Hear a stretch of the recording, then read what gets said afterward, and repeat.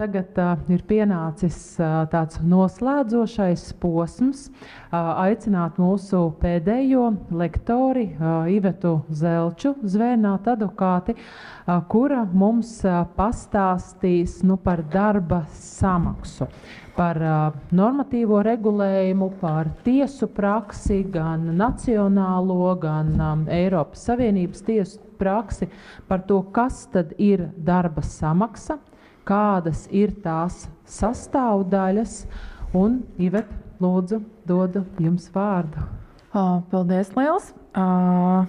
Man prieks visus sveikt šajā pirmssvētku, mūsu Latvijas svētku pēdējā darba dienā, un novēlēt jau uz priekšu visiem jauku svētku sagaidīšanu, ģimenes lokā kopā ar draugiem un tuviniekiem, un tātad noslēgumā uz šīs te jaukās notis jums izstāstīšu arī par darba samaksas sastāvdaļām.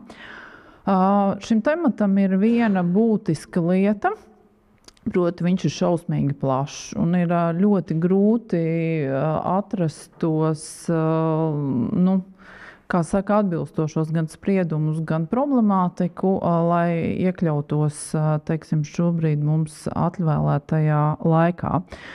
Bet sāksim. Tātad sāksim ar jēdzienu, un pirms es tātad runāju vispārīgi par jēdzieniem, man ir ļoti svarīgi uzsvērt to, ka Eiropas Savienības tiesībās darba samaksa ir autonomais jēdziens. Un tas nozīmē to, ka tiklīdz Latvijas tiesa saskarās ar šīm te Eiropas Savienības tiesību piemērošanu, kas ir noteikta attiecīgi Eiropas Savienības direktīvās, par ko jau stāstīja iepriekšējie runātāji, tad attiecīgi Latvijas tiesai ir jāizvērtē jautājums, tātad vai nav nepieciešams šī termina darba samaksa autonomā Eiropas Savienības tiesību jēdziena izskaidrojums no Eiropas Savienības tiesību puses. Tātad, kā mēs redzam no Eiropas Savienības dibināšanas līguma 267. panta, tad vienīgā institūcija, kam ir piešķirta kompetence izskaidrot un tātad Eiropas Savienības tiesību norma nozīmi un to darbības jomu, ir Eiropas Savienības tiesa. Šobrīd arī no šī gada, manuprāt, 1. ja es nemaldos, oktobra, arī Eiropas Savienības vispārējai tiesai, bet atsevišķos jautājumos, starp kuriem nebija darba tiesības. Tātad abām šīm te institūcijām, kas abas dibināšanas līgumos ir noteikts kā Eiropas Savienības tiesa, nedalot viņas sīkāk, ir šī te ekskluzīvā kompetence nodarboties ar Eiropas Savienības tiesību autonomo jēdzienu izskaidrošanu. Un mēs redzam no tālākās, vēršoties Latvijas tiesā, vēršot tiesas uzmanību uz to, ka izskatāmais jautājums ir saistīts ar Eiropas Savienības tiesību piemērošanu, par ko mēs parunāsim tālāk, kuri gadījumi tie galvenokārt ir. Tad šajā gadījumā Latvijas tiesai būtu vēršama tiesas uzmanība, kāds ir tas jautājums, kura noskaidrošanai ir nepieciešams saņemt Eiropas Savienības tiesas prejudicionālo nolēmumu saistībā ar Eiropas Savienības tiesību izskaidrošanu. Tātad Latvijas tiesa var, tātad viņai ir vairāki varianti, ko viņa šajā situācijā var darīt. Augstākai tiesai ir saskaņā ar 260. pāntu dibināšanas līgumā ekskluzīva kompetence, kā tiesai, kuras lēmums vairs nav pārsūdzams, vērsties šajā Eiropas Savienības tiesā, un tādas pašas tiesības arī ir Satversmes tiesai, kuru Satversmes tiesa laiku pa laikam izmanto, un pat es zinu, ka es, manuprāt, dienu apakaļ dzirdēju, ka Satversmes tiesa ir kārtējo reizi nolēmusi vērsties Eiropas Savienības tiesā un uzdot šo te prejudicionālo jautājumu, lai noskaidrotu kādu no Eiropas Savienības tiesību aspektiem, kādu no normas piemērošanas vai attiecīgi iztulkošanas jautājumiem. Un tātad atgriežoties pie tā, kuros gadījumos Latvijas tiesa var neuzdot šo te prejudicionālo jautājumu, tas pirmām kārtām ir tad, ja izvirzāmajam jautājumam nav reālas nozīmes, Vai tas ir tādā gadījumā, ja Eiropas Savienības tiesa jau ir sniegusi šo tiesību interpretāciju vairākās reizes savos spriedumos, un no šīs interpretācijas Latvijas tiesai nepārprotams skaidrs, kā šī tiesība norma ir iztulkojama. Tas, protams, neizsver arī to, ka Latvijas tiesa var izdomāt vērsties Eiropas Savienības tiesā, prasīt šo prejudicionālo jautājumu, un tad, ja patiešām šis jautājums ir ļoti skaidrs, tad Eiropas Savienības tiesa nereti atbild nevis ar spriedumu kā prejudicionālo nolēmumu, bet izdod rīkojumu. Bet jebkurā gadījumā šeit būs apkopota jau tā Eiropas Savienības tiesas judikatūra šajā atbildē. Vai arī visbeidzot, ja Eiropas Savienības tiesa, tad pareiza interpretācija ir tik acīm redzama, ka nerodās nekādas pamatotas šaubas. Tādējādi mēs nonākam visbeidzot līdz tam pēdējam, kad Latvijas tiesai ir tiesības, un pat tas ir savā ziņā nav jēgas vērsties Eiropas Savienības tiesā ar tiesību normu izskaidrojumu, ja mums tas nav Eiropas Savienības tiesību piemērošanas jautājums, bet tas ir tīri nacionālo tiesību jautājums, jo Eiropas Savienības tiesa vairākās savās lietās ir atbildējusi, ka šādā situācijā valstī ir pašai tiesības izlemt, kā viņš šo tiesību normu piemēros, un tā nav Eiropas Savienības tiesas kompetence dot šo skaidrojumu nacionālo tiesību jautājumos. Vēršu jūsu uzmanību, ka līgums par Eiropas Savienības darbību ir tātad pēdējā šī redakcija un iepriekšējās redakcijās, kā mēs redzam, arī šie panti ir mainījušies. Tātad sāksim ar Eiropas Savienības terminu kā darba samaksa. Un mēs nereti redzam, ka nacionālās tiesībās, tātad skatot Latvijas tiesa Latvijā lietas, judikatūrā ir atrodama atsauce uz Eiropas Savienības darbību 157. pantu, kur tiesa norāda to, ka saskaņā Eiropas Savienības tiesībām darba samaksa nozīmē to, ka tās ir tātad darba samaksa ir pamata alga vai minimālā alga, kā arī jebkura cita atlīdzība naudā vai natūrā, ko darba ņēmējs par darbu tieši vai netieši saņem no darba devēja. Šeit ir būtiski vērst uzmanību uz to, ka, kā jau runāja mani iepriekšējie kolēģi, kas uzstājās, te ir būtiski vērst jūsu uzmanību uz to, ka pirmā pāns šim 157. pantam nosaka to, ka dalībvalstis nodrošina to, lai tiktu ievērots princips, ka vīrieši un sievietes tātad uz dzimumu šos līdztiesības pamata par vienādu darbu, vienādas vērtības darbu saņem vienādu darba samaksu. Tātad attiecībā uz darba samaksu praksē nevienreiz Eiropas Savienības tiesa ir atzinusi, ka tās ir visas tās priekšrocības naudā vai natūrā, esošās vai nākotnē paredzamās, ja darba devējs kaut vai netieši sadz darba ņēmējiem par tā paveikto darbu. Šo mēs attiecinām par nākotnē paredzamajiem, mēs attiecinām uz tiem gadījumiem, ja mums, piemēram, ir sieviete, kas dodās bērnu kopšanas atvaļinājumā, ka viņas šīs tiesības ir jāievēro uz darba samaksas kaut kādiem palielinājumiem, arī situācijā, ka viņi tiešā veidā darbā neatrodās, bet atrodās bērnu kopšanas atvaļinājumā. Savādāk, ignorējot šo aspektu, mēs varam nonākt pie situācijas, ka mēs šo sievieti tiešā veidā diskriminējam uz dzimuma pamata, kas attiecīgi ir nepatikšanas gan darba devējam, gan arī cilvēkam nepatīkam vērsties tiesā. Šeit es jūsu ērtības labad ieliku atsauci, jo nereti īpaši kaut kādos lasot tekstus, ja kāds lasa angļu valodā, vai arī lasot vecos spriedumus, kas ir pirms 2004. gadi, kas nereti nav tulkoti, tad ko tad mēs saprotam ar darba samaksu, attiecīgi pārtulkojot šos terminus angļu valodā? Tad darba samaksa tas būs pay, vienāda darba samaksa būs equal pay, un parasti pamata alga vai minimālā alga būs ordinary basic vai minimum wage vai salary. Un, attiecīgi, tad jūs arī redzat to pārējo, bet tālāk mums par šo nebūs, tas ir tīri tā ērtības labad, lai jūs vienkārši redzētu un saprastu, kādas ir tās atšķirības un nejauktu šos terminus, tad, kad jūs ar viņiem saskaraties. Darba samaksas būtība, tātad jomas, kurās tiek piemērotas Eiropas Savienības noteiktais jēdziens darba samaksa, pamatā ir balstītas uz vienlīdzīgu darba samaksas gadījumiem, loģiski arī tātad diskriminācijas aizliegumu. Gadījumā, ja darbiniekam netiek maksāta vienlīdzīga darba samaksa par vienādu vai vienādas vērtības darbu, un tas notiek balstoties tātad uz dzimumu, kuru regulē mans iepriekš pieminētais Eiropas Savienības dibināšanas līguma 157. pants.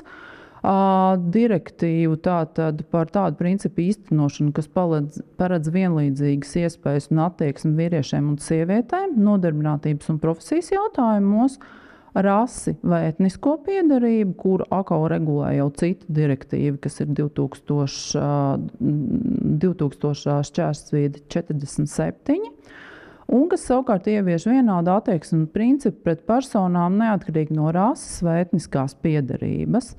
Tāpatās arī invaliditāte, kuru regulē tātad viena direktīva mums regulēs invaliditātes jautājumu, vecumu, reliģisko un citu pārliecību vai seksuālo orientāciju, un tā būs direktīva 2000/78, kas nosaka kopēju sistēmu vienlīdzīgai attieksmei pret nodarbinātību un profesiju.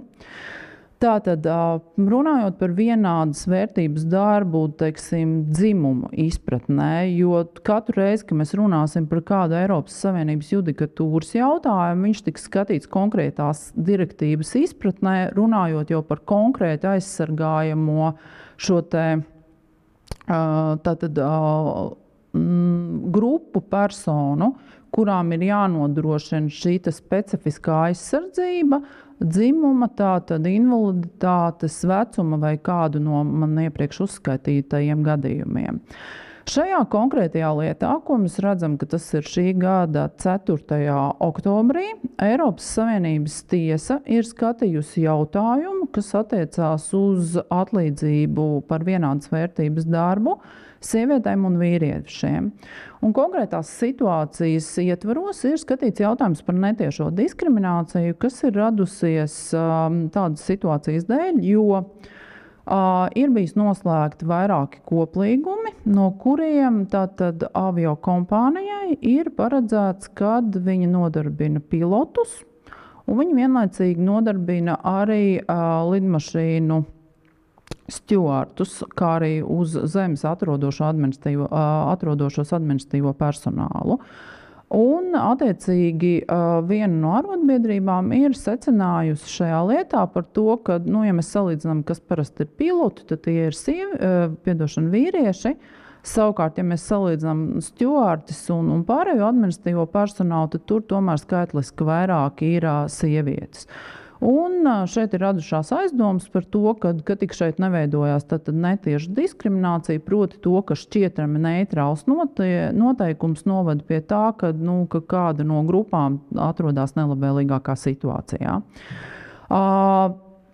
Par šo vienādas vērtības darbu. Tātad, pirmām kārtām, lai Eiropas Savienības tiesa varētu nonākt pie secinājuma par to, ka tas ir vispār izskatāms jautājums pie Eiropas Savienības tiesas, viņiem tātad no sākuma ir jāsaprot to, vai šis konkrētais aspekts par piemaksām, noteikti veida piemaksām, kad personas atrodas ārzemēs saistībā ar saviem specifiskiem darba pienākumiem, un pilotiem tiek maksāts vairāk nekā tas tiek maksāts, piemēram, tām pašām stjuartēm.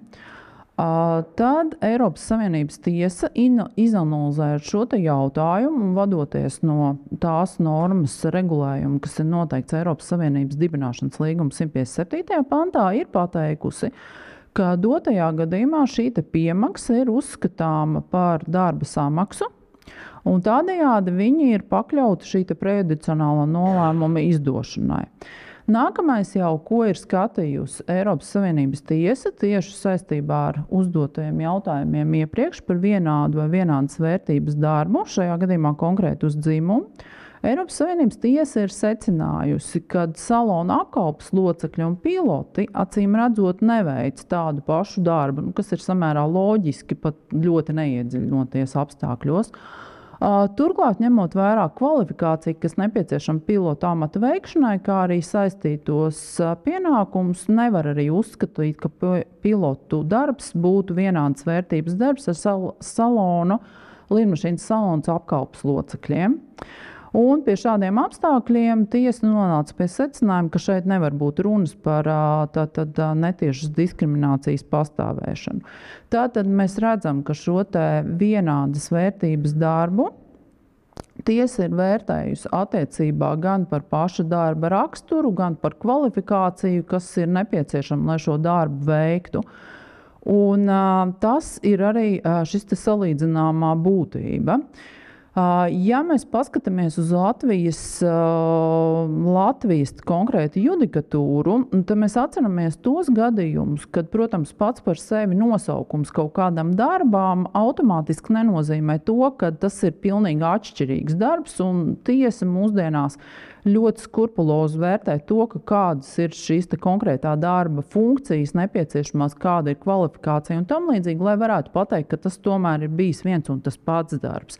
Lai nepieļautu to, ka, teiksim, darba devējs attiecīgi izmanto kaut kādus, vienkārši nosaukt šo te darbu savādākā nosaukumā un tad teikt, ka tas ir pavisam cits darbs. Faktiski šī situācija ir tieši tāda pati attiecībā arī uz šo vienādu vai vienādas vērtības darbu, kur mums ir jāsalīdzina, vai mēs vispār šis darbs atrodas situācijā, kad mēs viņu varam saukt par vienādu vai vienādas vērtības darbu.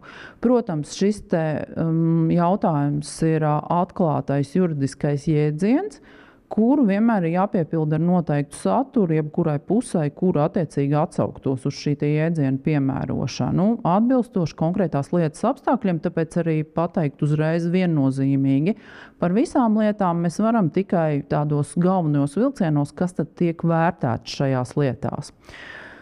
Nākamais vienādas vērtības darbs vai nepilna laika darbs arī dzimuma dēļ, bet šeit jau mēs redzam, ka nāk klāt papildus direktīva vai tas saucamais pamatnolīgums, kas attiecās uz nepilna darba laika veicējiem. Šis ir arī šī gada spriedums, un šajā spriedumā ir 29. jūlijā. Šajā lietā Eiropas Savienības tiesa ir pateikusi ļoti būtisku aspektu. Proti, šeit bija izveidojusies situācija, kad darbinieki, kuri strādā arī šo te vienādu darbu, proti medmāsas, medmāsu palīgi, ir daļa, kas strādā pilnu darba dienu. Tajā konkrētajā lietā tas bija 38,5 stundas, Latvijas gadījumā tas būtu 40 stundas. Tātad normālā darba laika ietvaros. Un tātad normālā darba laika ietvaros ir jautājums, vai par virsstundu mēs uzskatīsim darba laiku, kuru strādā šī saīsinātā darba laika darba ņēmēja, neatkarīgi no tā, cik konkrēti tas darba laiks ir saīsināts, vai viņi strādā pusslodzi, vai viņi strādā ceturtdaļas slodzi, vai tā tālāk. Ir galvenais tas, ka viņi strādā nedēļas un gada griezumā skatoties mazāk nekā tie darbinieki, kas strādā to saucamo, ko mēs saucam par normālo darba laiku, kas būtu 40 stundas nedēļā.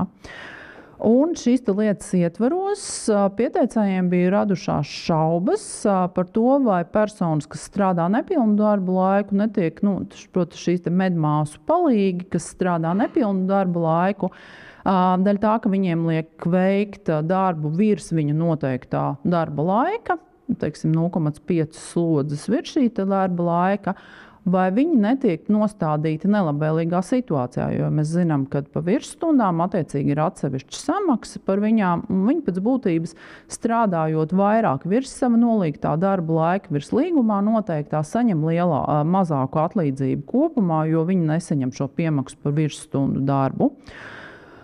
Un tad konkrēti šajā gadījumā arī bija tas pats aspekts, kas bija jākonstatē, vai šī piemaksa par virsstundu darbu pirmām kārtām ir uzskatām par darba samaksu, šīs direktīvas par vienlīdzīgu attieksmi. Otrām kārtām, tur tika izvirzīts vēl kritērijs par to, ka šo saīsināto darbu laiku pārsvarā tomēr izskatās, ka strādā sievietes, bet pilno darbu laiku arī vairāk vīrieši. Un attiecīgi Eiropas Savienības tiesa teica, ka, ja ir objektīvs kritērijs par pamatu, kāpēc ir šādi noteikumi, tad teorētiski nevajadzētu būt nekādam pārkāpumam. Tomēr, neskatoties uz to, par objektīvu pamatojumu, tiesa pateica, ka tam jābūt attaisnojumam, precīziem un ļoti konkrētiem apstākļiem, un ir jāatbilst patiesi ticamai vajadzībai, kāpēc šis pēc sava tā mērķa un nolūka, kāpēc mēs ieviešam savādākus kritērijus. Visbeidzot, Eiropas Savienības tiesa pateica to, ka pēc visas spriežot šķietami šie darbinieki, kas strādā nepilnu darbu laiku, atrodas nelabvēlīgā situācijā nekā tie ir darbinieki, kas strādā pilnu darbu laiku. Kāpēc es uz šo gribu vērst īpašu uzmanību? Tāpēc Latvijas tiesībās kaut kādu laiku valdīja šī pārliecība, ka virsstundu darbs ir attiecināms tikai uz darbiniekiem, kas strādā pilnu darba laiku, bet uz tiem, kas strādā nepilnu darbu laiku, tātad viņš nav attiecināms. Bet kā jau ir norādījuši šajā lietā Eiropas Savienības tiesa, tad pēc būtības tas veicina to, ka nepilnu laika darbiniekiem, kuriem vienkārši jāsamaksā par nostrādāto, nevis tā kā pa virsstundām, tas veicina to, ka viņa darba laika noteikumi un līguma noteikumi pēc būtības netiek ievēroti un ir krietni izdevīgāk viņus nodarbināt virs šī nolīgtā, piemēram, 0,5 stundām.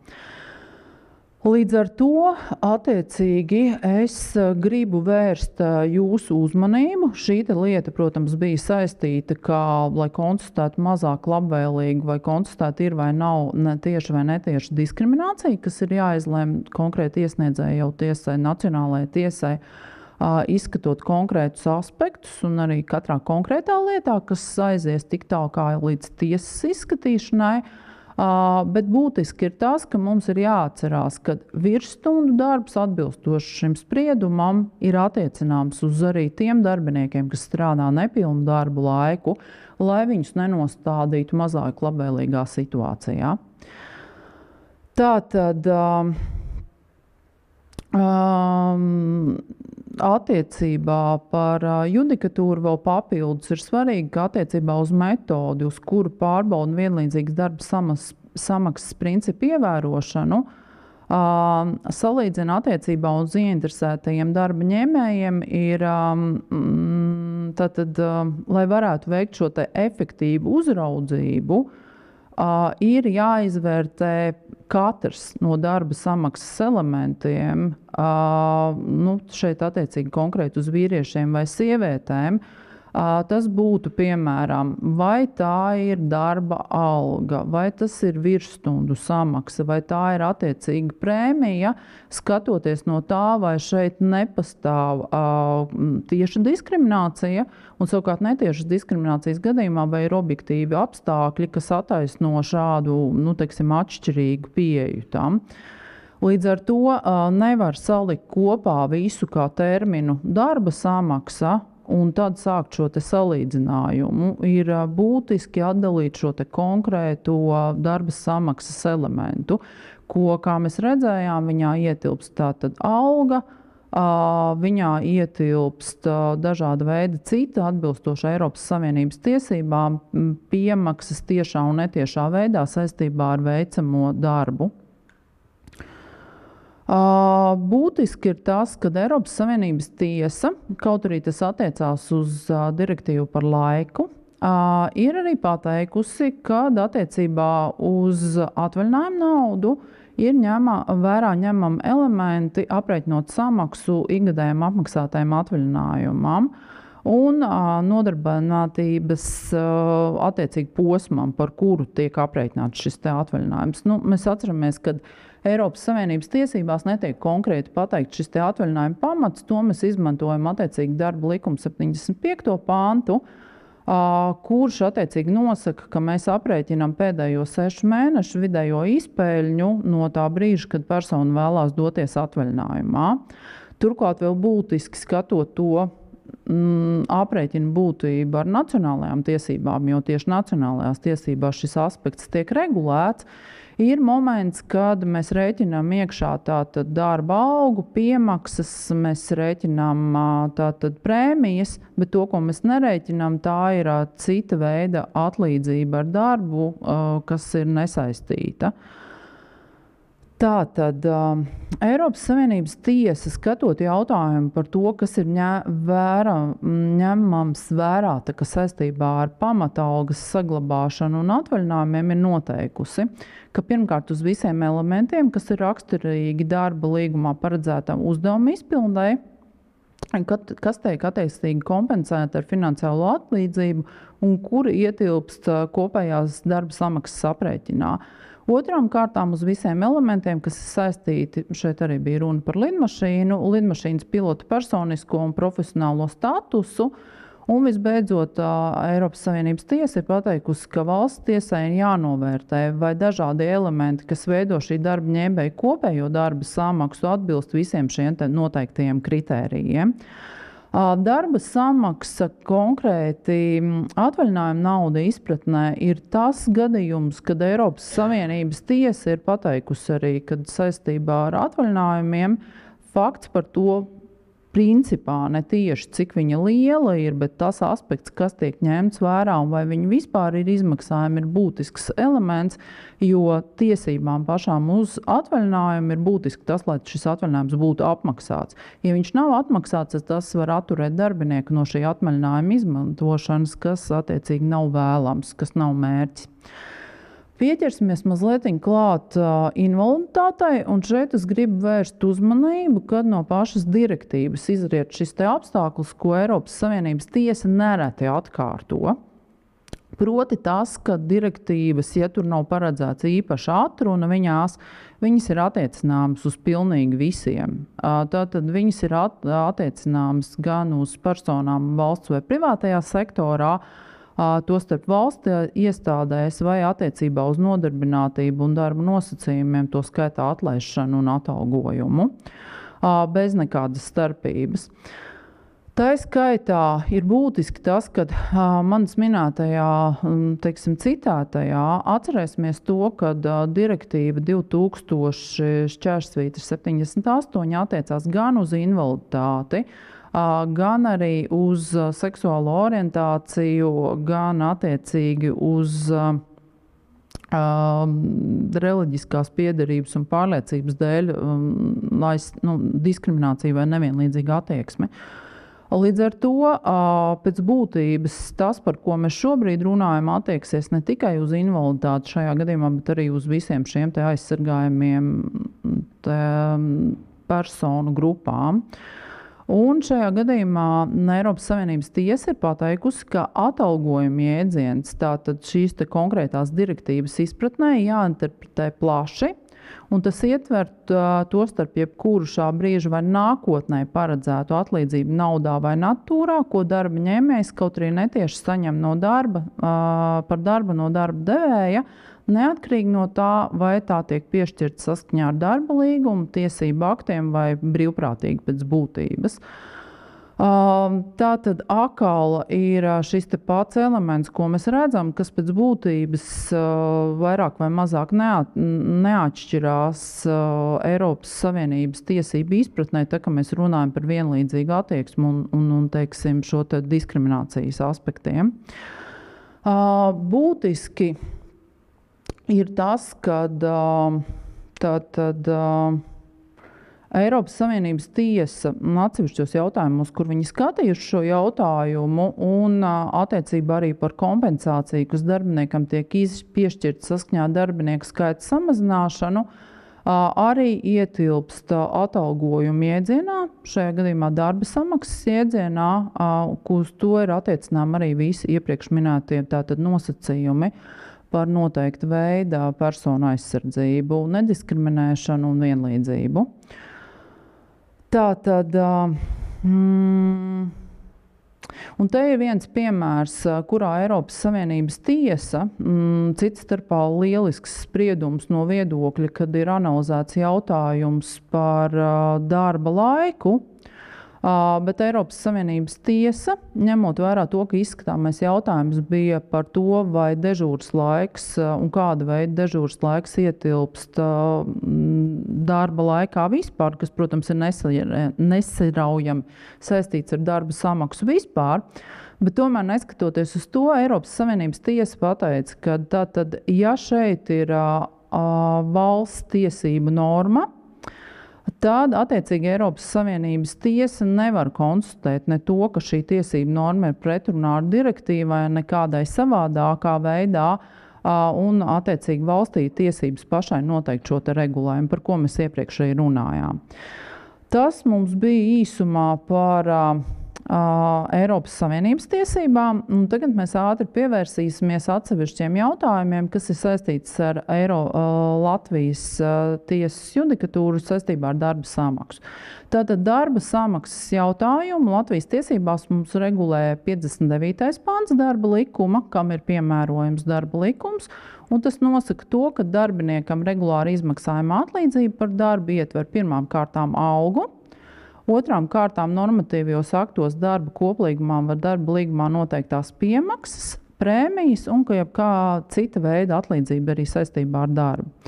Savukārt, ja mēs skatāmies valsts un pašvaldību institūciju amatpersonu atlīdzības likumu 3. pantu, kas attieksies uz personām, kas strādā valsts un pašvaldību iestādēs un arī atsevišķos gadījumos valsts un pašvaldību kapitāla sabiedrībās, tad tā būs darba samaksa, kur ir skaidri noteikts, ka tā ir mēneša alga, tās ir piemaksas, prēmijas vai naudas balvas, un tad tālāk jau konkrēti ir pateikts, ka atvaļinājumi ir atdalāmi, kas patiesībā rāda mazliet tādas zināmas šaubas, vai viņi tiešām ir atdalāmi, ja mēs skatāmies kontekstā ar Eiropas Savienības tiesībām un Eiropas Savienības noteikto tā kā nosacījumu, kad personām tomēr ir jānodrošina vienlīdzība un nediskriminācija. Un tāpat tās arī sociālās garantijas. Tā.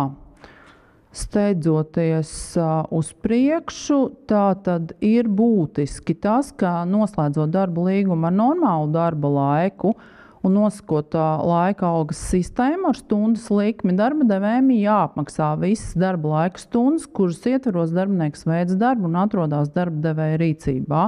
Un tās nevar būt mazākas par valsts noteikto šo te minimumu.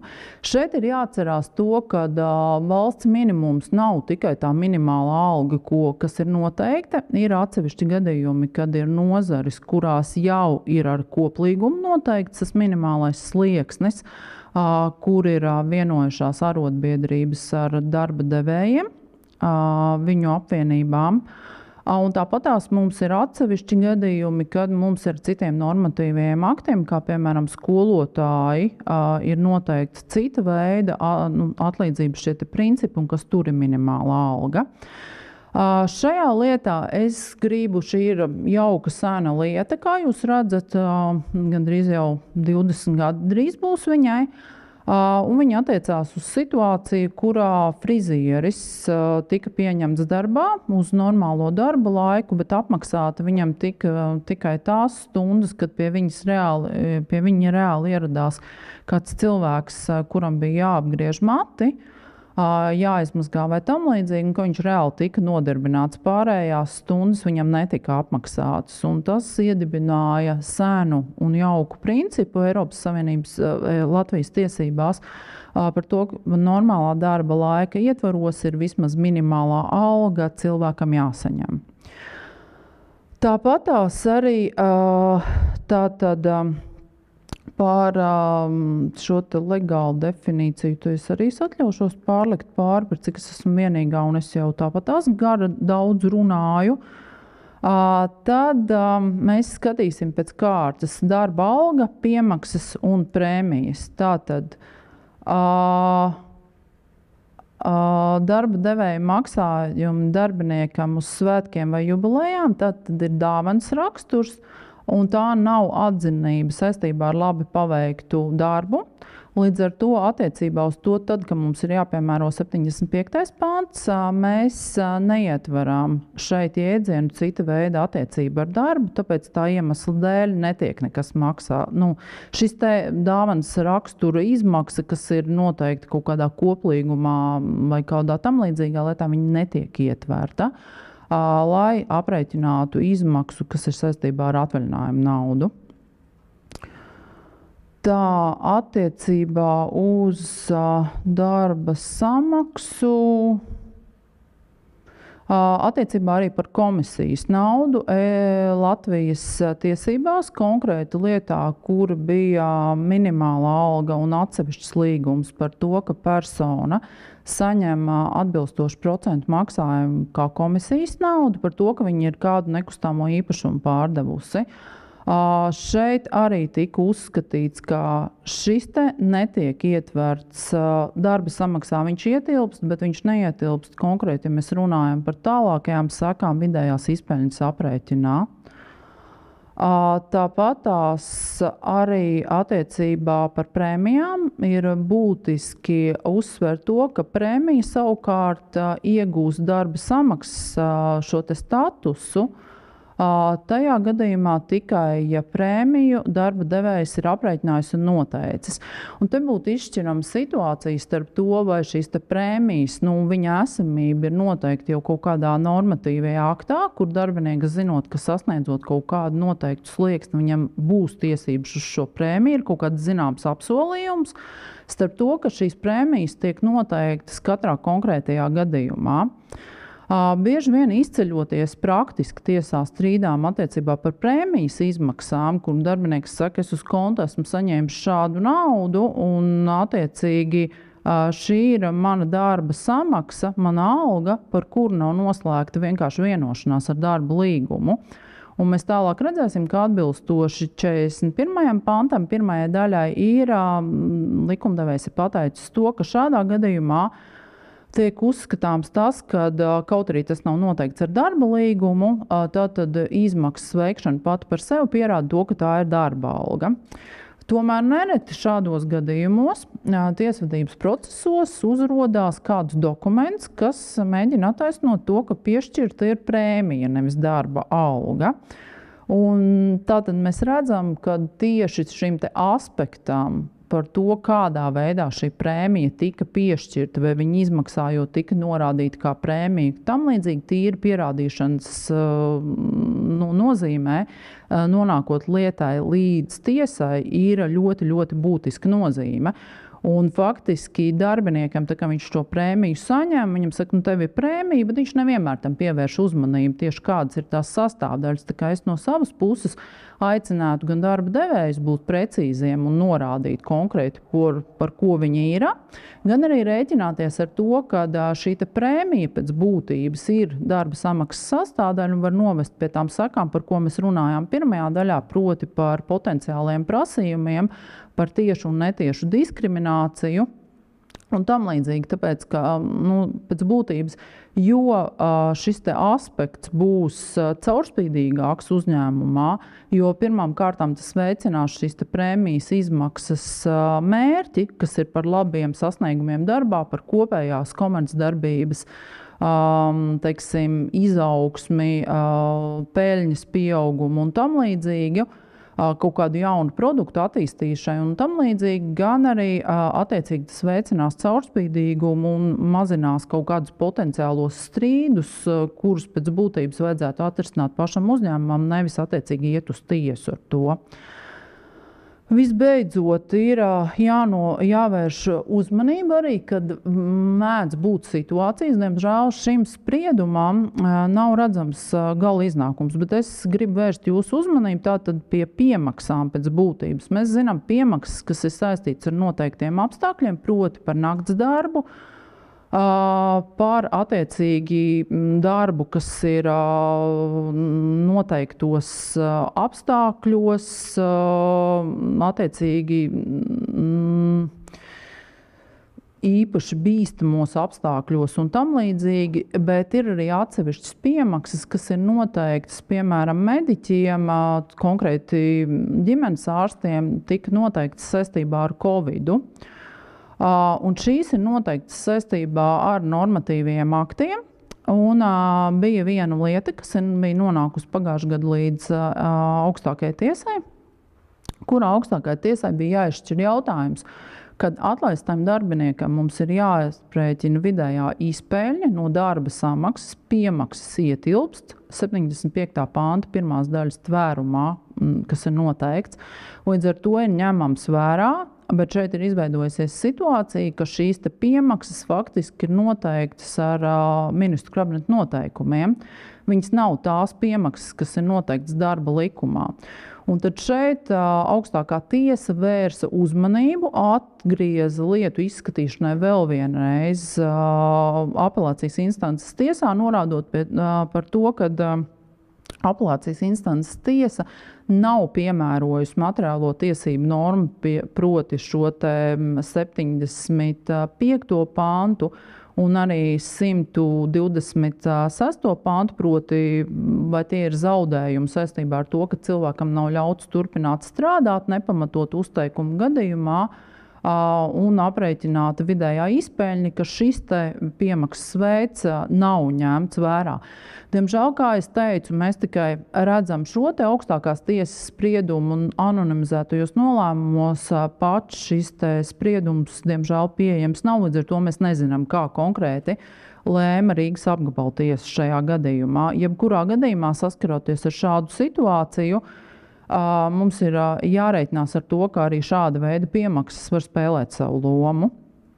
Visbeidzot, attiecībā par dīkstāvi. Tātad šajā lietā tika skatīts jautājums par to, ka uzņēmums vairāk nevar darboties, tāpēc, ka viņam ir radušās maksātnespējas pazīmes. Un šeit tika maksātas dažāda veida atlīdzības, un augstākā tiesa pateica, ka, ja ir izveidojusies dīkstāve tā iemesla dēļ, kad darba devējam viņš jau iet uz maksātnespēju, viņam vairs tā saimnieciskā darbība nenotiek pēc būtības, tiesa norādīja to, ka kas ir ietverams aprēķinā, piemēram, par darbinieka atbrīvošanu no darba.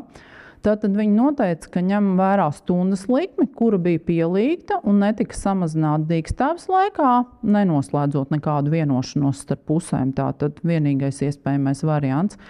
Taču pamatoti netika maksāti ietaupījuma prēmijas, kvalitātes prēmijas un tam līdzīgi, tāpēc, ka nebija vienkārši šī faktora, kāpēc viņas tiktu izmaksātas, jo nebija šīs ražošanas.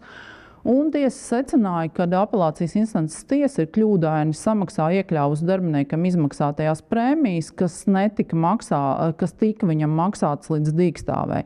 Un neskatoties uz to, ka mēs daudzos gadījumos zinām, ka, ja darbinieks, piemēram, ir ilgstoši slimojis vai bijis bērns kopšanas atvaļinājumā, ka mums ir jāņem vērā šis darba samaksas aprēķinā jautājums par to, kas ir bijis līdz šim brīdim, kamēr viņš saslima vai devās bērnu kopšanas atvaļinājumā, tad mēs zinām, ka ir atsevišķi gadījumi praksē atzīt, ka tas tomēr nav ņemams vērā objektīvu iemeslu dēļ.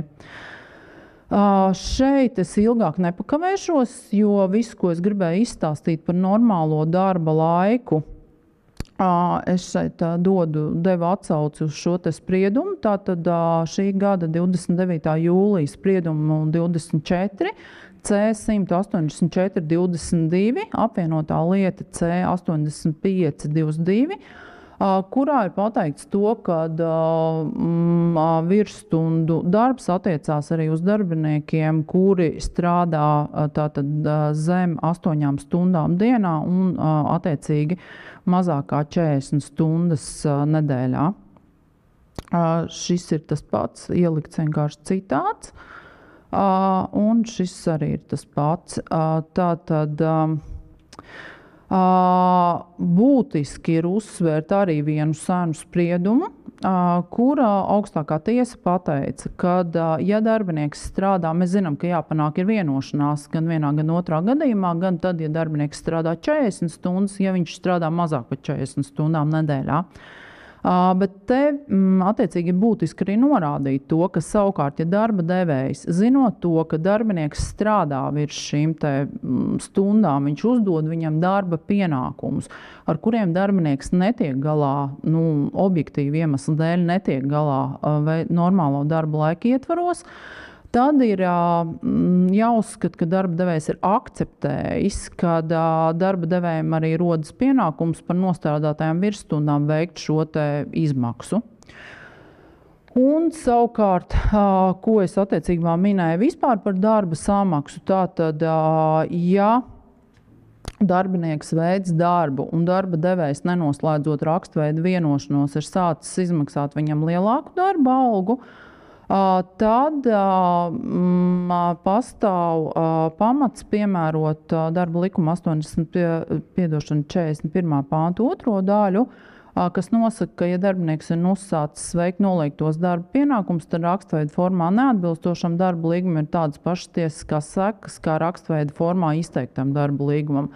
Šeit es gribu vērst uzmanību tikai uz to, ka faktiski tas attiecās arī uz otru pusi. Ja darba devējs ir kaut ko sācis pildīt, tad attiecīgi ir jāskatās arī darbinieka kā otras puses izpildījums, un pēc tā ir nosakām atbilstoši civil likumam pušu griba, par ko viņas īsti ir vienojušās.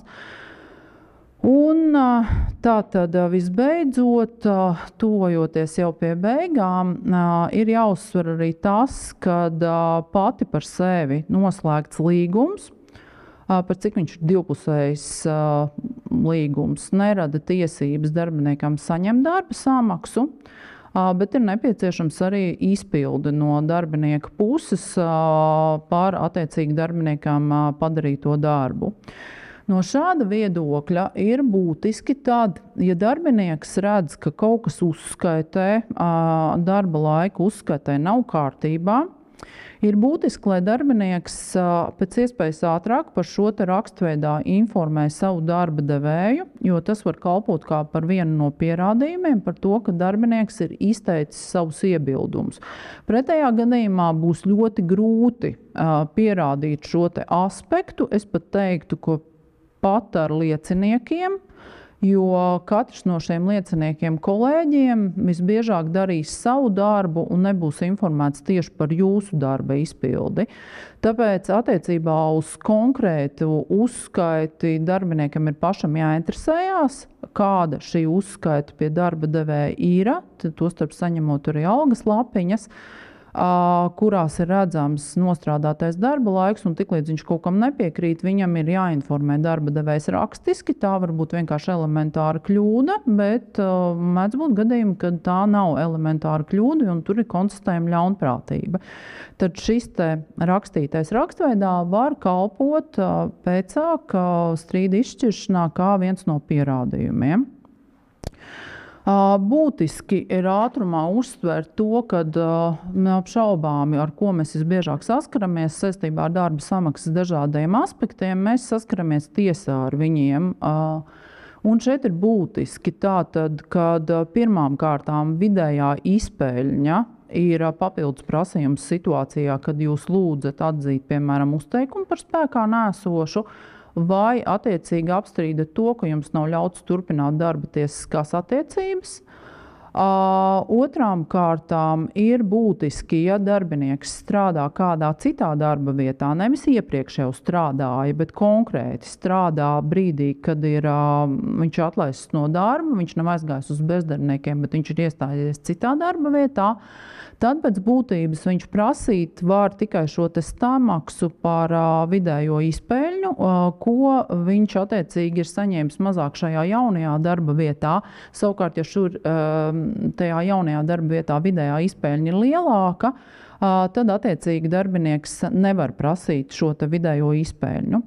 Būtiski ir uzsvērt arī to, ka, ja mēs pieņemam to, ka arī atvaļinājuma naudas izmaksa ir svarīga, tad Eiropas Savienības tiesa ir pateikusi, ka situācijā, ja šādā veidā darbinieks strādā pie cita darba devēja laikā, ka viņš bija atbrīvots no darba, arī attiecībā uz darba atvaļinājumu kompensāciju šī atvaļinājuma kompensācija ir jāizmaksā šim te bija jāpiešķir atvaļinājums un jāizmaksā jebkāda veida atlīdzība vai jebšu kompensācija, ja darbtiesiskās attiecības ir beigušās. Ir jāizmaksā tātad šim te otrajam darba devējam, pie kura paralēli tiesvedībai strādāja atlaistais no darba darbinieks. Es vēl vienreiz uzsveru, tas attiecās tikai uz tiem gadījumiem, kad šis te darbinieks nebija nodarbināts jau laikā, ka viņš strādāja pie konkrētā darba devēja. Tad attiecīgi tā situācija ir savādāka. Visbeidzot, ir būtiski uzsvērt to, ka laikā, kad darbinieks savukārt ir slimojis tiesvedības laikā, tādējādi nebūtu spējis strādāt, arī tad, ja nebūtu pretiesiskās atlaišanas, viņam nav arī tiesības uz šo te vidējās izpēļņas saņemšanu, kas pēc būtības ir zaudējumi par darba devēja pretiesisku rīcību, atlaižot darbinieku no darba. Un šajā gadījumā darbinieks par to laiku, kurā viņam ir slimības laiks, nevar prasīt atlīdzību, lai viņam izmaksā darba devējs. Tāpatās tātad ir būtiski tas, ka, ja gadījumi pēc darba devējs ir uzteikumu izdevis nepareizos termiņos, tad tās pats par sevi nenozīmē to, ka, proti, viņš uzteikums bija jāizdod mēnesi vēl darbiniekam jānostrādā, bet uzteikums ir izdots un darbinieks ir atlaists ātrāk no darba. Tad tas nerada pats par sevi tiesības uz šo te uzteikumu apstrīdēšanu, bet tas rada tiesības darbiniekam citas starpā ceļot prasību tiesā vai vispār vēršoties pie darba devēja, prasīt, lai viņam samaksā arī par šo te laika posmu, kurā faktiski pēc būtības viņam bija jāturpina strādāt vēl, jo darbinieks vienkārši darba devējs ir nepareizi sareiķinājis šos te termiņus. Tātad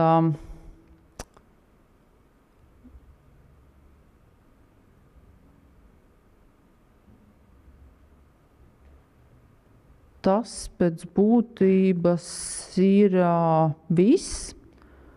Cita starpā nobeidzot arī ar to, kad savukārt, ja mums iet runa par B-slimības lapu, tad attiecīgi tad darbiniekam, kurš saņems šo te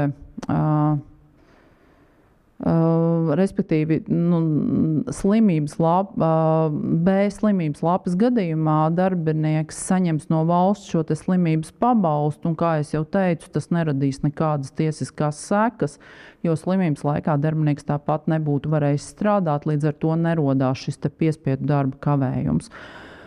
Paldies liels! Sanāca mazlietiņa teorētiski sākumā, bet šie diskriminācijas jautājumi ir sarežģīti, mazliet arī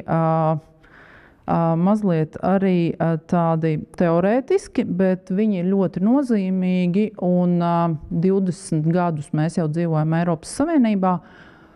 Mums ir pienākums un tiesība sekot Eiropas Savienības tiesībām un piemērot viņas mūsu valstī.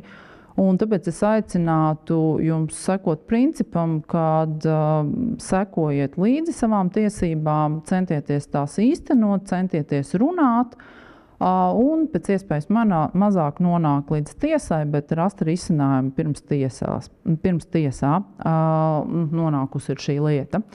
Paldies jums liels, un tad es uzklausīšu, ja ir kādi jautājumi vēl. Iveta, liels paldies.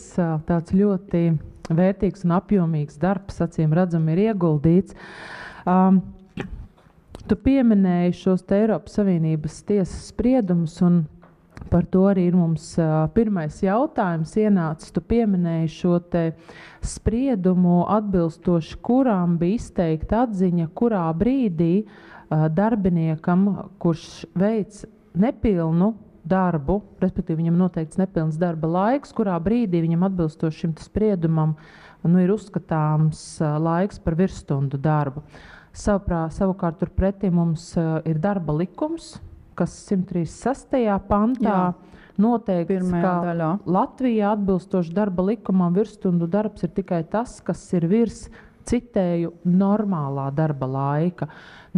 Tavā ieskatā, kā tas ir vērtējams, vai tur redzi šo saucamo kolīziju, un vai būtu sprieduma atziņas jāpiemēro, un vai darbinieks tagad var vērst prasību pret darba devēju? Es teiktu, ka tas lielā mērā ir atkarīgs no Latvijas tiesas, kā viņa rīkosies šajā situācijā. Un nelaime ir tā, ka mums ir tas termins normālā darba laika, bet kā mēs šo terminu traktējam, normālais darba laiks? Ja mēs viņu traktējam tādā veidā, ka normālais darba laiks aspektā, kad saistībā ar konkrēta darbinieka laika izpildi, tad tajā gadījumā es pretrunu tajā neredzu. Tad ir jautājums, vai tiesa sekos tam, ko ir Eiropas Savienības tiesa teikusi, ka principā ir jāiztūko tuvu Eiropas Savienības tiesības, vismaz tuvu tam, kas ir dots interpretācijā. Vai Latvijas tiesa uzskatīs, kad šeit attiecīgi tā norma nav piemērojama, un tad ir kaut kāds valsts nav pārņēmusi, un tad potenciāls kaut kādas prasības zaudējumi pret valsti, cik tā tas arī attiecās uz Eiropas Savienības tiesībām. Bet es domāju, ka man ir zināma ticība, ka tas neradīs problēmu tiesvedībās, kopš šis spriedums ir, un tas ir skaidrs. Es domāju, ka turpmāk pirmām kārtām gan vēršoties pie pašiem darba devējiem, norādot uz šo apstākli, es domāju, ka būtu saprātīgi, lai viņi pārskatītu jau to, kas ir bijis, protams, atbilstoši tam, par ko mēs vispār varam gan celt prasību, gan cik tā darba devējs ir gatavs atzīt savu kļūdu. Jo es aizmirstu pieminēt vēl vienu lietu attiecībā uz Eiropas Savienības tiesību normām. Tad, kad Eiropas Savienības tiesa ir devusi iztulkojumu kādam no saviem terminiem, normatīviem aktiem, tad šis te attiecās uz brīdi, kad šis te normatīvais akts ir stājies spēkā. Viņš neatiecās, jūs nevarat teikt tā. Ziniet, tagad tikai jūlijā šis te spriedums tika pieņemts, un mēs neko nezinām par laiku pirms tam. Nē, tas tā nestrādā. Un attiecīgi šis iztulkojums ir attiecināms uz visiem iepriekšējiem periodiem. Man liekas, ka ņemot vērā šo sensitīvo raksturu, kas vispār piemīt darba algai un darba samaksai caurmērā, es domāju, ka Latvijas tiesa visticamāk vadīsies no tā, kas ir tas iztulkojums, kas ir dots, un iztulkos arī mūsu tiesību normu atbilstoši. Vadoties no visiem 4 iztulkošanas, ne tikai no gramatiskās, bet arī no pārējām iztulkošanas metodēm. Paldies. Nākamais jautājums, kas mums ir uzdots, proti mēs jau iepriekš runājām, ka praksē bieži darbiniekam tiek maksāta algas mainīgā daļa un algas nemainīgā daļa. Un tavā ieskatā algas mainīgā daļa vai būtu jāuzskata par piemaksu vai par prēmiju? Vai par kāda cita veida atlīdzību? Es domāju, ka viņa iespējams, ņemot vērā katras konkrētās lietas apstākļiem, var būt gan viens, gan otrs. Bet tas ir jāskatās, kā puses ir konkrēti vienojušās. Ko viņi konkrēti ir pateikuši. Jo es neizslēdzu arī gadījumu, kad puses var skaidri noteikt, ka viņas par to un to uzreiz maksās prēmiju. Nav jāgaida to brīdi, kas ir pateicis tajā citētajā spriedumā pēc būtības, ka tad darba devējs pieņem rīkojumu un tad viņš nosaka. Manuprāt, būtu vēlams, pat ja darbinieks jau iepriekš būtu noteicis šis noteikums, lai spēles noteikumi abām pusēm būtu skaidri. Un tas patiešām šī prēmija, kā jau es teicu, viņa prēmijas gadījumā, lai viņa kalpotu šim te konkrētam mērķim. Ja tā ir piemaksa, tad tā būs piemaksa par konkrētu, vai viņš, es nezinu, ilgāk atrodas dežūrās, vai viņš atrodas kaut kur citur, kaut kādā veidā tādā. Bet es teiktu, ka tur, protams, katrā gadījumā būtu jāskatās, par ko tad puses īsti ir vienojušās. Svarīgi noteikti būs tie kritēriji, vai ne? Par ko maksā, jo prēmija ir tā kā atzinība par kaut ko īpaši labi paveiktu, savukārt piemaksa ir parasti, ja izpildās kaut kādi nosacījumi. Par nakts darbu vai tā tālāk, jā. Vēl, Iveta, tāds arī jautājums ienāca, ja darbiniekam ir noteikts normālais darba laiks, un viņam ir pienākums nakts stundās ierasties darbā, tādēļ, ka ir nostrādājusi signalizācija. Vai šis te darba pienākuma veikšanas pienākums nakts laikā izsaukums vai uzreiz būs virsstundu darbs? Es teiktu, ka normālais darba laiks ir. Jā, tas jau būtu par nakts darbu, tur uzreiz ies runa pat. Es teiktu, ka tur, protams, ir jāskatās tas, par ko puses ir vienojušās, bet man tas vairāk izskatās pēc manis tā citētā sprieduma. Es atļaušos viņam, varbūt kolēģiem noder, nocitēt viņa numuru, kur ir stipri līdzīga situācija bija, kur darbinieki uzturējās Slovenijā tūpie televīzijas torņiem, vai kaut kādiem citiem tur tehniskiem torņiem. Un viņi atrodas tādās vietās, ka tiem darbiniekiem pēc būtības nebija iespējams. Viņa dežūras laikā tur viens dežūrēja, otram bija iekārtota vieta, kur atpūsties, un tad bija tie izsaukumi saucamie režīmi.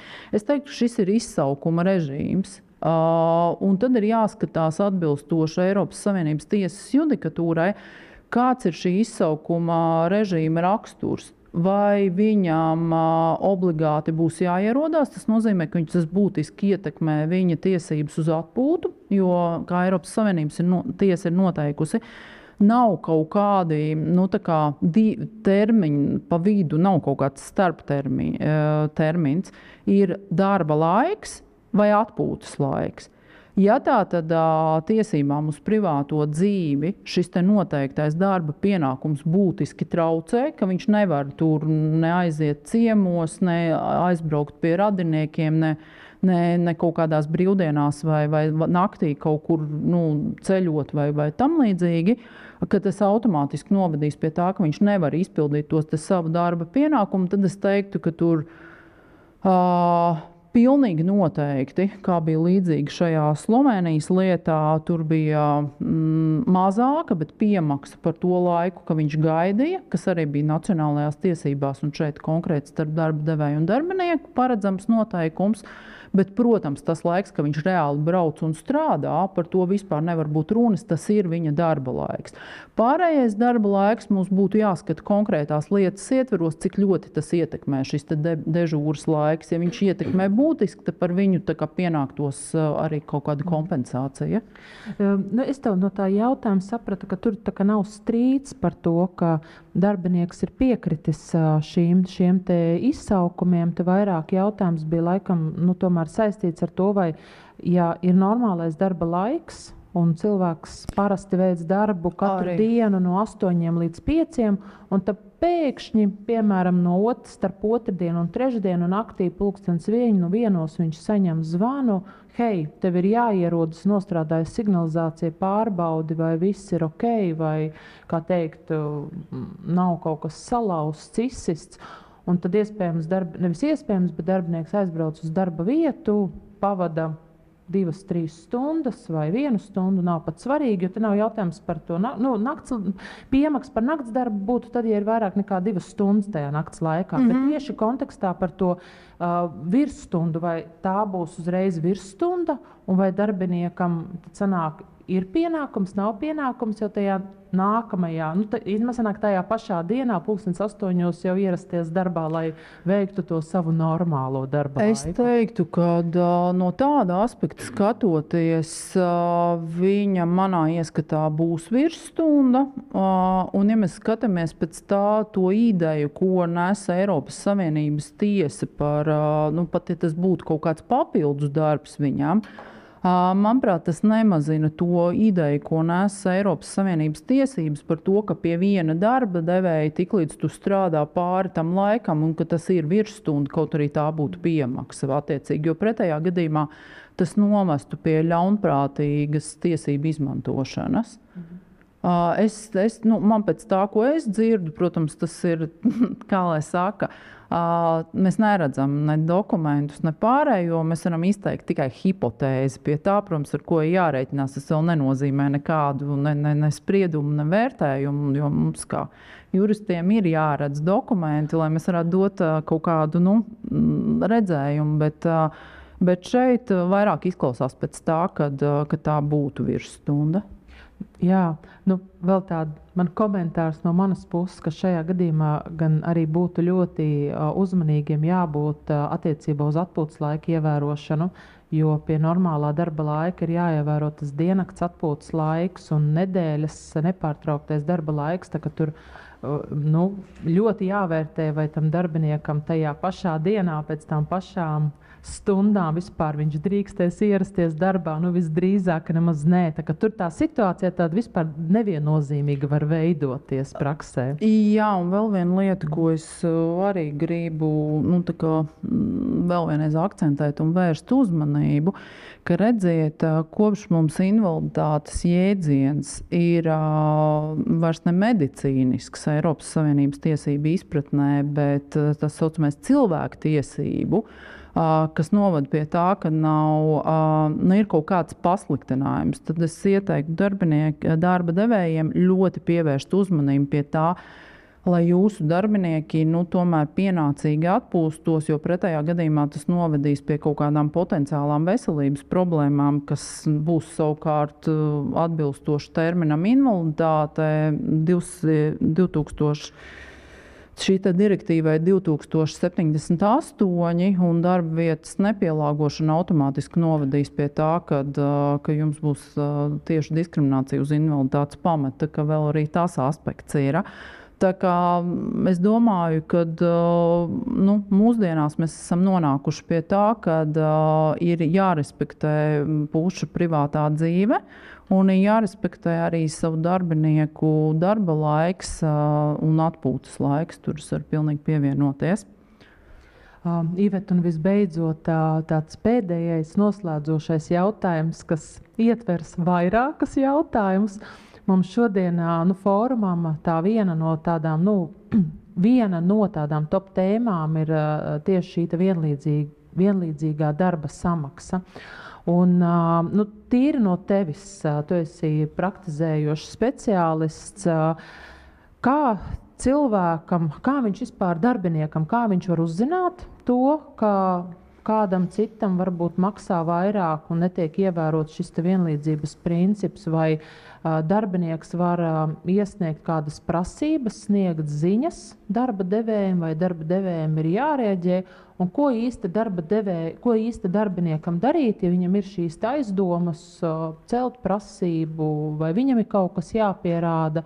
Tavs komentārs no prakses. Tātad pirmām kārtām, ja mēs runājam par datu aizsardzību. Data aizsardzība darbojās tik tālu, cik mums šie dati nav anonimizēti. Ar to nozīmē to, ka viņi ir tādā veidā noslapenoti. Es pieļauju, ka ir situācijas, ka vienkārši to darbinieku ir tik maz, kad sauc viņus kā gribi vai noslapeno kā gribi. Visiem tāpat ir skaidrs, ka to saņem grāmatvede, to saņem sekretāri, to saņem, bet tie nebūs salīdzināmi darbi. Bet, ja mēs runājam par salīdzināmiem darbiem, tad pirmām kārtām viņš var vērsties pie darba devēja un lūgt viņam izsniegt tikai datus. Jautājums ir par to, ka cik puses savstarpēji uzticās, lai šos datus izsniegtu. Otra lieta, viņš, protams, var vērsties darba inspekcijā ar kaut kādiem jautājumiem, bet cik man ir zināms, darba inspekcija ņems un salīdzinās šo situāciju. Viņš pilnīgi iespējams tos pašus anonimizētos, jo darba inspekcija nerāda dokumentus, jo viņi nav tā kā aizsvītroti. Kļūstot atzīstot darba inspekcijai viņu par cietušo administratīvo pārkāpumu procesu ietvaros, viņš var prasīt tā uzzināt vēl šos te datus, un tad tie būs salīdzināmi. Vai tas iesniegšana darba inspekcijā novadīs pie tā, ka darba inspekcija teiks, ka tur ir nevienlīdzīga attieksme, diskriminācija? Visticamāk, ka nē, jo darba inspekcija parasti, es uzskatu, ir pamatot uzskatu, ka tas tomēr ir civiltiesisks strīds.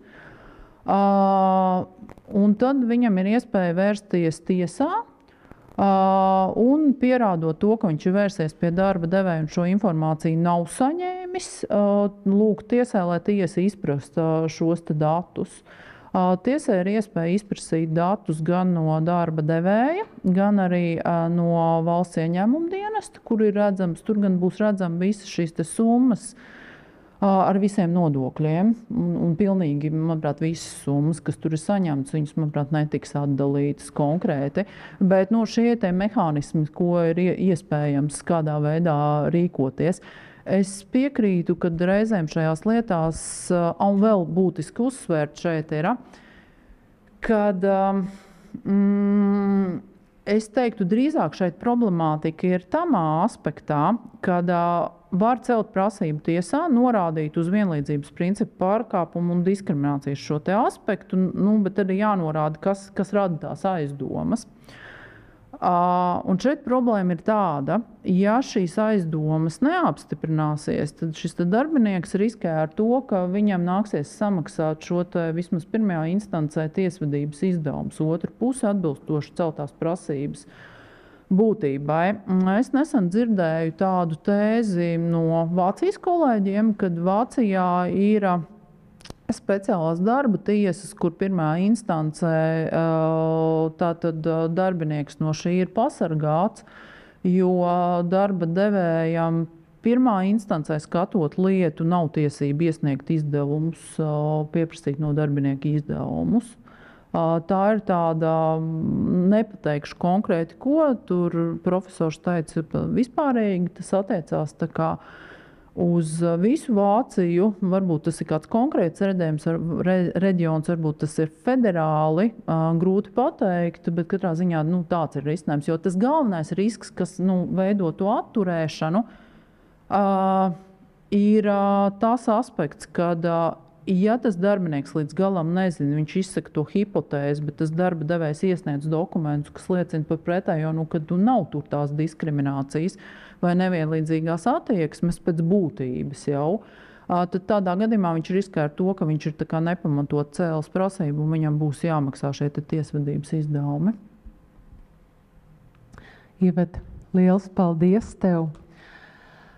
Saku lielu paldies arī mūsu klausītājiem par izturību un par modrību. Atvainojamies, ka esam pēdiņās, maigi sakot, nedaudz pārtērējuši laiku, bet tiešām bija ļoti, ļoti interesanti. Man te vēl stāv daudz jautājumu, kas netika uzdoti, bet domāju, ka mēs izdomāsim, kā to vērst pa labu, ar kādiem jautājumiem, komentāriem, publikācijām sociālajos tīklos. Līdz ar to sekojiet līdzi Latvijas Brīvo arotbiedrību savienības Facebook profilam un visiem citiem sociālajiem tīkliem. Kā jau minēju, viens no mērķiem šim fórumam vienmēr bijis veicināt vienotu izpratni visiem darbiniekiem, darba devējiem, arotbiedrībām, juristiem, advokātiem un tiesām, un atgādināt, ka tiesības un tiesības ir jāizmanto un pienākumi ir jāpilda pilnīgi godprātīgi. Un es ceru, ka it kā no vienas puses gribētos teikt, lai būtu pēc iespējas mazāk strīdu un pēc iespējas mazāk tiesvedību, bet mēs redzam, ka šiem te spriedumiem tomēr ir ārkārtīgi liela vērtīga nozīme, jo viņi mums tiešām palīdz labāk saprast, kā pareizi iztulkot un piemērot likuma normas. Vēlreiz jums liels paldies un tiekamies nākamajos pasākumos un ņemot vērā priekšā stāvošos svētkus. Jums sveiciens valsts svētkos un par vienotu un brīvu Latviju. Visu labu, tiekamies nākamreiz!